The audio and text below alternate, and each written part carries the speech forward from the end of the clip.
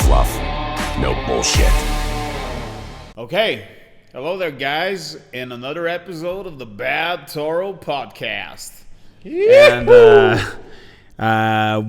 I did this thing on Instagram where I asked what topics or like what questions I should talk about more. I guess is that what it was? Yeah. Yep. So we got thousands of people asking me all sorts of shit, but we decided to answer only 4. I'm just kidding with you. It was only 4. Like, out of everybody, only 4 fucking people asked me something. You guys should be ashamed of yourselves. Like, come on. You have this opportunity. Ask me shit. Like, when did I lose my virginity? Who was it with? Was it with my uncle or with a girl? I don't know. It's like, there's so much cool shit that you guys should be asking, and nobody's asking me shit. Okay, so we got what? We got 4 questions, right? Yeah. So all right, Ignace here is gonna read them out, and let's do it. Okay. Question number 1 All right, by Wacker Explorer. Wacky Explorer. Yeah. You said network equals net worth. Maybe some tips, rules, norms about networking in the marketing world. God damn it, Ignace. Just at least fucking read those questions. You got one job, man. One job. There's mistakes, and you're fucking it up. Anyway, all right. So, network is your net worth. I don't know. I mean, is there any tips? I mean, for me, it's always came sort of natural to sort of network with people. I'm like a people person, I guess. But, there's if you try too hard, it's always noticeable. I mean, you always notice and sort of stay away from the people that try too hard to network with you, that you feel like they're going to be selling you something, or you feel like they're trying to take advantage of you and stuff like that. At least that's how I feel on those events. Whenever people are overdoing it, it just feels, I don't know, somehow wrong. It's not natural. I stay away from that. Yeah. But then, you always want to network with the cool kids. The cool kids always sit on the back of the bus. They're not the guys that are going to be up front and trying to talk to the teacher all the time and ask all sorts of questions. Teacher, you forget the homework. Yeah, exactly. So it's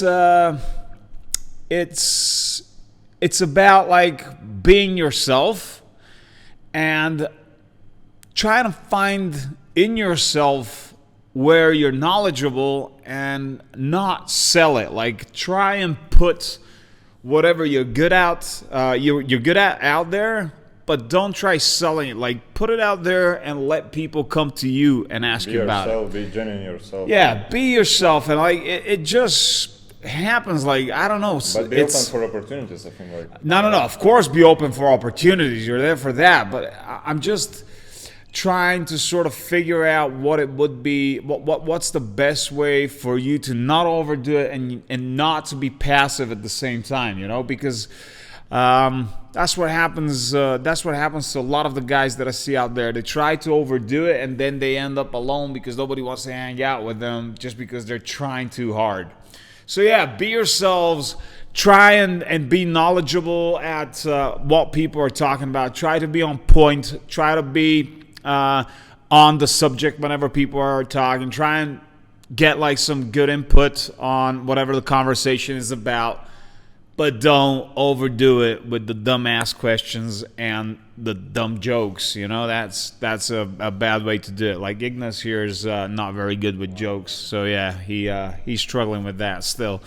But anyway, cool people are cool people. Try to be one of the cool kids and try to blend in. I mean, there's all kinds of circles, by the way. There's all kinds of circles at these events. There's like circles where the people that go out and get drunk all the time hang out. I'm part of that circle. There's circles of where the nerds hang out, never been part of that circle. And there's something for everybody there. And I guess it also depends on like who you are and the people that you can network with. But it doesn't matter which circle you're in. You're going to find a lot of like-minded people. You're going to find a lot of people that are going to do crazy things with you in terms of business and networking and stuff like that. So just be yourself. Don't try to, don't try to get out of your group and go to the other one, because that's always, pretty visible. And try and find like-minded people and hang out with them. And I promise you, there is a really good group of people there waiting for you at the next event, which falls under your industry or category. Well said. I would say this was the answer of question number 1. Wacky Explorer, I know who you are. I know you. Good question. All right, Go let's on. move to number 2. Yep. VK Dimitrov. So it's not a question, he just asked about business partnerships. Like, what do you think about business partnerships as a topic? Well, what do I think about business partnerships? I've always thought about, like, in every business so far, I've had a business partner. I've never been a lone wolf, and I've never been able to understand the lone wolves out there in the business. I mean, whenever you know yourself, you know that you have positive sides to yourself, to your personality, to your knowledge, to what you like to do, and you have negative sides. So maybe because I've always been good at analyzing myself and understanding where my weaknesses are, I've always tried to fill in these weaknesses with partners who are strong in that direction. And to me, having the right partners in order to build a good business is very, very, very necessary.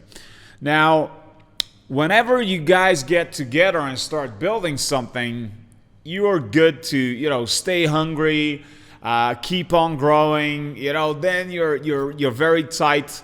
But once the money starts coming in, this is the problem, and this is where you should be sort of focusing, looking out for this moment, because this is when most partnerships fall apart.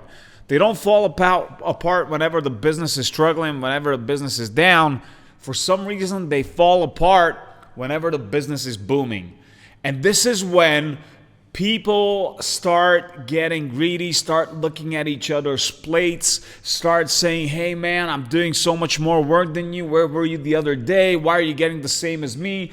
And this is when the conflicts start arising. So this would be, a takeaway, if you wish, from me about whenever you're building partnerships. Be extra careful, not whenever you're struggling to build the business, not whenever the hard times are coming. That's when you tend to stick together and do whatever needs to be done.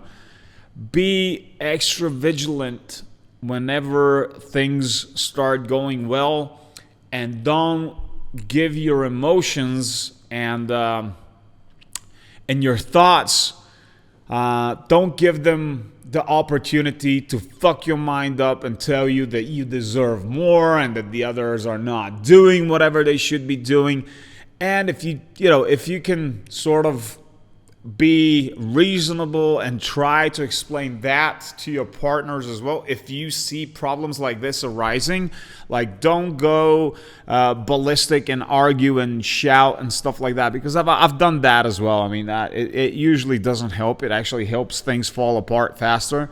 So try and be calm. Try and explain this situation. Try and let them know that this is something that happens, and that the business is going well, but you have done your part and you're continuing to do your part. Or try to explain to the others what you expect them to be doing. Another thing that fucks businesses up is, in my fucking experience, I don't know how politically correct this is gonna be, but girlfriends. You put your girlfriend around your business with your partners. Oh my God, this is something that can fuck things up for sure. Like, keep your personal life and your business life separated. Don't mix these two, because they just don't go together. What Biggie say? They don't go together like two dicks and no bitch. It's like, doesn't go well. So yeah, try and keep your personal life out of it. I'm sure you're not gonna be able to do it 100%. I mean, I am one of the guys that takes everything super personally. To me, nothing is just business. But this is experience here talking. Try to separate your partner from, when I say partner, I mean like partner in your personal life and your partners in your business life. Try to keep those separated, because those can really, those don't mix well. Right, so yeah, that's partnerships. I guess I covered that one. I mean, you guys, if you want me to answer some fucking question, be more specific, Like, I don't know if I'm answering this question right now. It's like, hey, what do you think about partnerships? There's fucking books written on partnerships, for fuck's sake. What do you expect me to answer? Like, be a little bit more specific in order to get more specific answers. You got it. All right, go for it. Question number 3. Number 3, bag full of Macs. What? Whatever it means. Bag full of Macs. That's not a question, that's the name. And the question... Oh, Amazon I thought that was the fucking question. I was like, bag full of Macs. What does it mean? It's like a bag full of Mac computers. And like, what you do with them? And like, fuck me, bro. Like, you just at least say it. The name is... Mushroom's still working, right? Yeah, god damn it. Mushrooms are still fucking me up. And by the way, these shroom chocolates, being good to me. All anyway, right. so what's the fucking question? Bag full of Macs. Amazon plus beauty. 80 euros per SKU. Works? If yes, any examples? That's the fucking question? What? I understand interpret it how you like, but that's the question. Oh my god. And you tell me my mushrooms are fucking working? Dude, can you reply who's your fucking dealer? That guy's obviously getting better stuff than we are. For sure it is. Yeah, so share the contact. Can you read that again? Amazon plus beauty. Okay. 80 euros per SKU. Okay, so I'm taking this is the beauty category on Amazon. 80 euros per SKU. This is an expensive SKU, I have to say. And then? Like, probably we can interpret it that she's asking if it works. Okay. If yes, any examples? So probably the question is about like more expensive SKUs. Can you sell in the beauty industry? Okay, yeah. Well, damn, Amazon is a price comparison website of sorts, like expensive items do get sold there, and $80 is like, it's not too expensive, it's definitely not, but it's definitely out of the comfort zone, or like the what you call like decision-making product. Like yes, it's not one of those impulse buys where you go like, oh shit, $80. It's like one of those things that you have to think about. It's $80 is gonna be like, oh shit, okay, so if I buy this, then I'm probably not gonna be able to buy that. So somebody would have to really convince you that this is the product that you need. So if it has the right marketing outside of Amazon, if you're building enough enough exposure with like influencers around like Facebook, Instagram, socials. Like if people are talking about this product, then $80 for sure is not much. I see girls going for all sorts of stuff, but then the marketing that you're gonna be spending on that product should be pretty significant. It's not gonna be like one of those Amazon native products where it's gonna be solving some kind of problem and then people are just gonna go for it. So if it's in the beauty category, it has to have a lot of marketing backing to it. It has to have some popular names. It has to have a big budget behind it to push it through, through all the socials. It has to have a lot of UGCs, a lot of validation that the product is good, that the people are getting the best results from it. So I would say it would work, and it could work right now. I don't have an example for it. I can't think of a beauty product. As you can see, there's no need for me to think about beauty products, because this is, there's no way to get any better than this. How do you say you're like... Dude, I don't know. It's just, listen. It's just, for me, it was just, this is a gift. It's, I was born with this, with this sweet angel face, with these beautiful features. It's like a lot of people ask me, how do you do this? Yeah. How do you get this beautiful? I don't know. I don't use any sort of creams, anything. It's just the way I was born, guys. Don't hate Thanks, me. mom and dad. Don't hate me because I'm beautiful. It's just genetics. It's just how it is. So anyway, I don't have any good examples for it.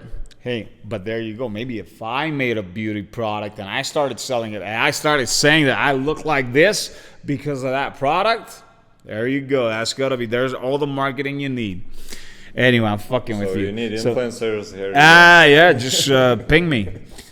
So yeah, it's, I don't have a fucking example for it, but I do stand behind my words that if the product has good results, I mean, first of all, you always know, I've always repeated that, the product has to be a good goddamn product to begin with. If your product is shit, it doesn't matter what sort of marketing throw at it.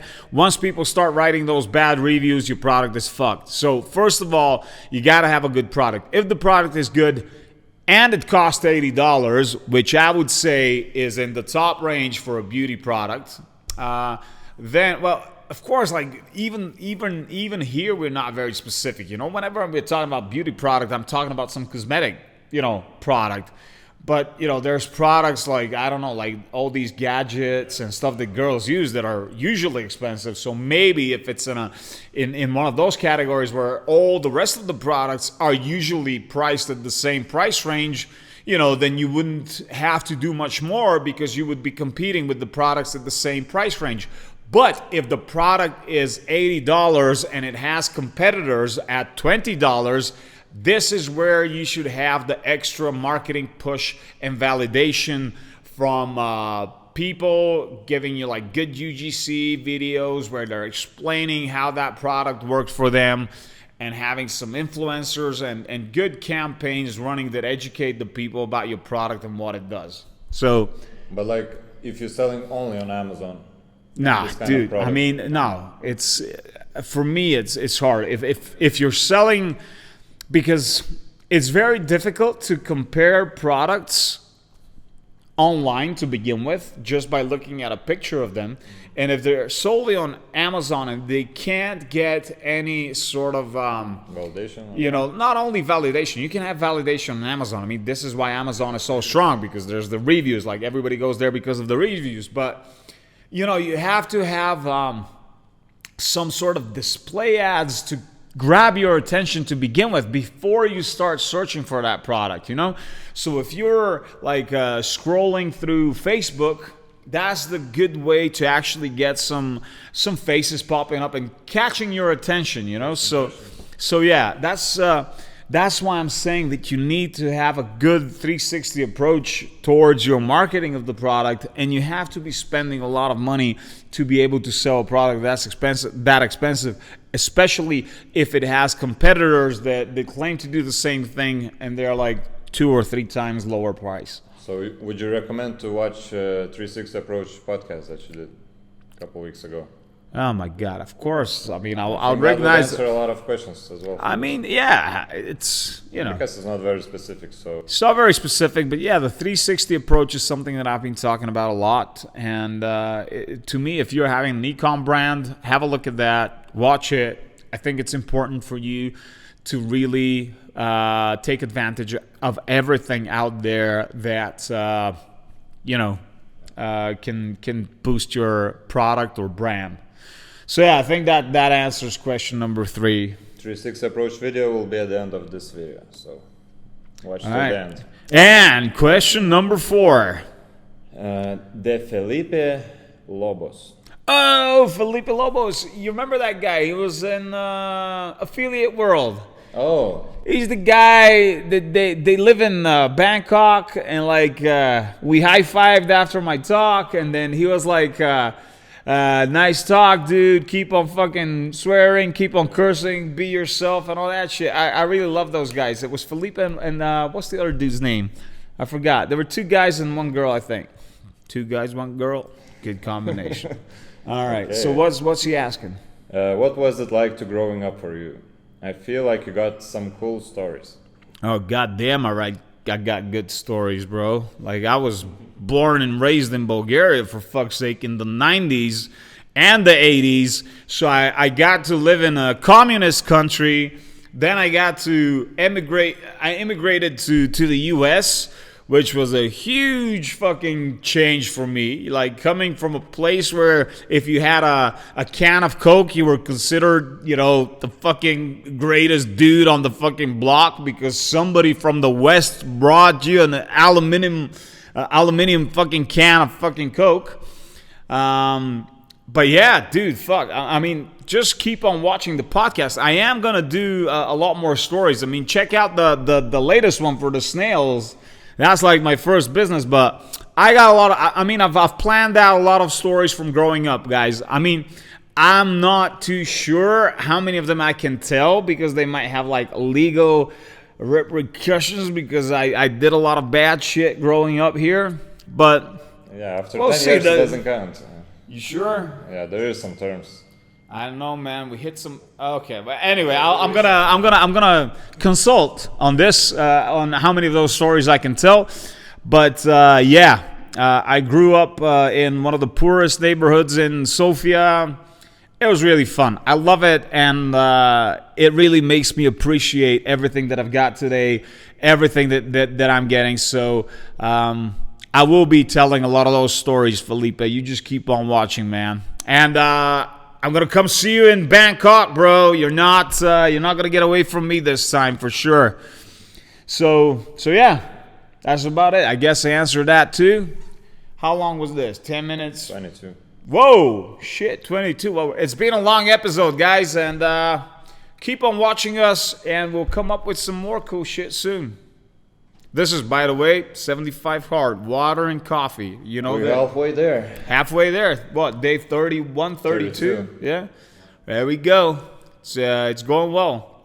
By the way, Andy Frisella never said anything about those fucking mushroom chocolate bars, man. That's, yeah, if you ain't being specific, that's what you get. That's what I'm saying to you guys. Be specific with your fucking questions, Andy said no alcohol. We've not touched any alcohol. But them chocolates are going fast, Andy. All right. See you later, guys. Bye-bye. It was good.